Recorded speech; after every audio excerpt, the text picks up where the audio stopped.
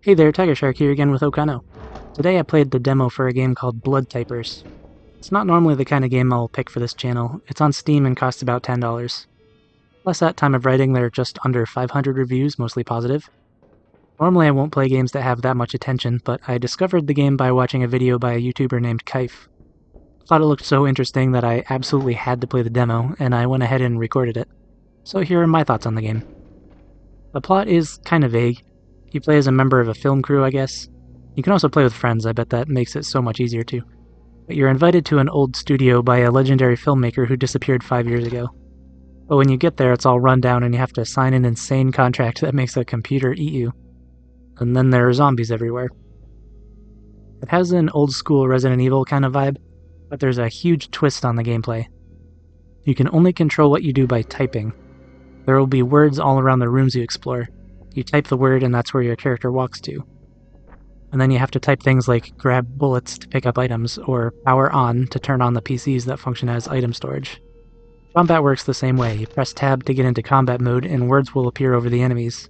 You type the words to attack. This can make combat pretty stressful if you're a slow typer like me. The stats at the end of the demo told me that I typed at 71 words per minute. A quick Google search tells me average is actually 40 words per minute. I don't believe I'm actually that fast, so I just took a random test I found on Google, and it said I hit 40 exactly, so not sure what the game is on about. Anyway, the combat can be stressful because you can't move and attack at the same time. If the enemies get too close, then you have to type faster to kill them, or exit combat mode and turn around to find a safe spot to type yourself to. I'm not saying this as a bad thing, I'm just saying it added a lot of tension. Typing accurately in a fast-paced combat scenario is not easy. I think this game is really unique and weird, and I love the concept. There are a few characters you can choose from, each one has different stats and specific abilities. When I played the demo, I picked Doug because his stats seemed well-rounded and his special ability made enemies move slower when his flashlight shines on them. There were a couple of mechanics I'll mention real quick.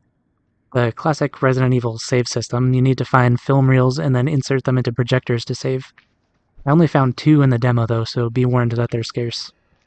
I actually really dislike this type of system because there are things outside my control, like if my wife needs me or something else comes up and I need to leave. I don't want to leave the game running overnight because I haven't saved in 3 hours and I'm afraid to lose progress.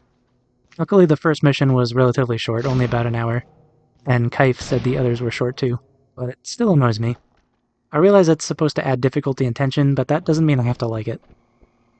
I'm always annoyed by limited inventory systems, but again, that's a norm for this genre to add tension and a bit more difficulty. Something weird I found also, there's a weapon in the demo called the Necrolexicon. It functions exactly like the pistol, except it doesn't need to reload and it has 333 shots. As soon as I got that, I dumped my weapons and ammo into the PC and just never used them again. And I never ran out of ammo for the Necrolexicon. Seems like a weird choice to put that in the game. It removed the stress of ammo management and freed up some inventory slots for other things. I'm not complaining about that, I'm just confused as to why this thing exists. And the last thing I wanted to mention was the meter in the upper right. I don't know what it's called, but it would slowly fill up.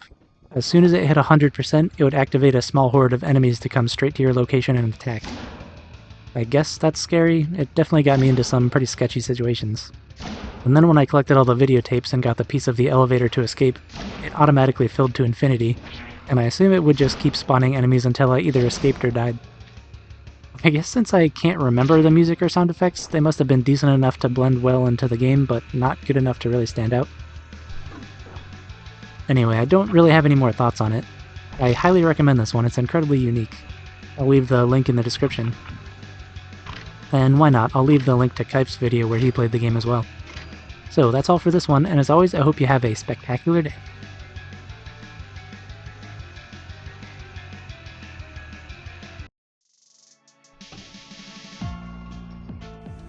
I have other channels and projects that I would love for you to check out. I have a second channel called Drawing with TigerShark where I have a variety of drawing content. I have an EP on Spotify called 5,555 Miles as my one-man band called Power Mouse. And finally, I have a clothing brand called Studio Duck Apparel featuring original artwork that I create myself. The links to these things will all be in the description.